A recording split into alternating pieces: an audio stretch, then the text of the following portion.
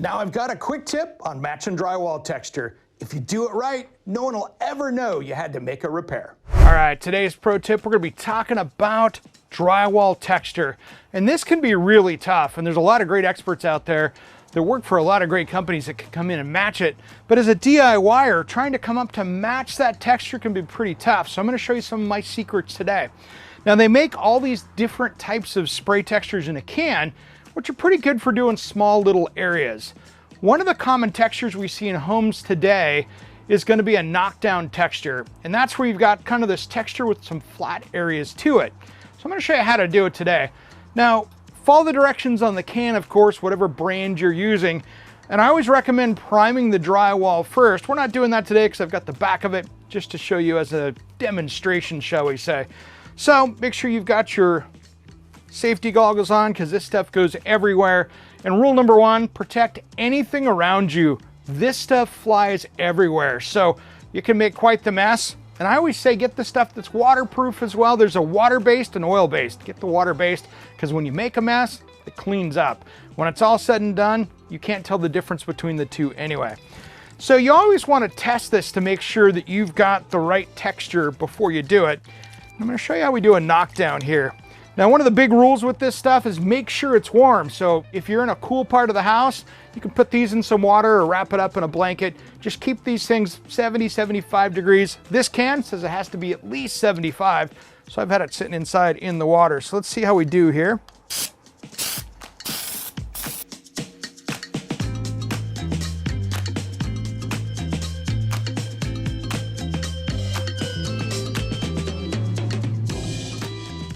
All right, once this gets dry, and you can never really tell, that's why you need to do test pieces like this so you can really try to match this up on a piece of cardboard or something other than the wall, so you don't have to sand it down and do it again.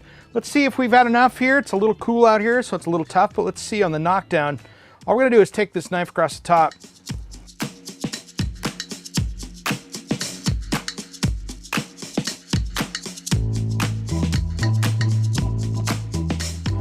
Let that go a little longer, but that's why we test it. But that's how you get that knockdown texture. Now for the more common orange peel, let's go inside and we'll try it on my wall and I'll show you how that's done. We'll see if we can match it up perfectly and make it look like there was never a repair there in the beginning. All right guys, today we're gonna be matching up orange peel, which is this texture that we see on the wall here. Had to do a repair here because I took this railing out. And so the cool thing is this is gonna get covered up by the post and stuff, but it's easier to do it now and get this taken care of. So today we're gonna get this, and what my secret is with these wall textures, when it comes to using orange peels, I get the pro grade one because it gives me all these different really cool adjustments. I can go heavy, light, I can control how much air pressure is coming out. So it gives me a lot more control, which really makes a difference when you're trying to match things up. Now on this wall here, this is kind of a light to medium orange peel. So I'm gonna adjust the can accordingly. So I'm gonna go here to kind of fine to medium and about medium on the spray here. Now this can I used a little bit earlier, so it's a little hit and miss sometimes. So it's always good to be using a fresh can if you can. But I only used this a week ago, so it should be good. Shake it up, follow the instructions, and let me show you how to do it. And yes, this gets messy, so eye protection's key. Okay, I'm gonna come in here and just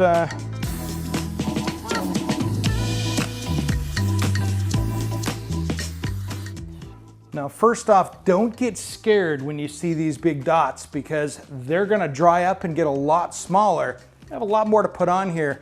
But now that I've got some big stuff on there, I'm gonna come back and light it, hit it with the light, the fine spray, and really kind of fill this in a little bit more. And then we're gonna get out into this area a little bit more so we can kind of blend this in.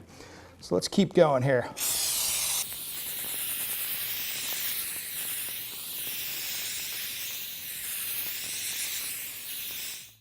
Just giving myself an area to blend to.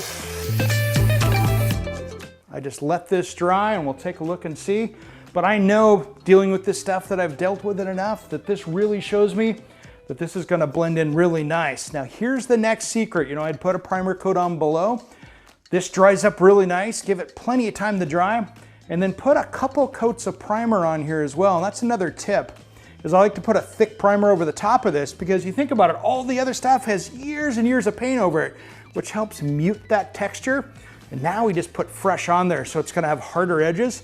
So a few more coats of paint will really help blend that in, and you'll never see there was a repair there. This is a pretty easy way to do it. Take your time, and if you have to practice on some cardboard, it's a good way to do it.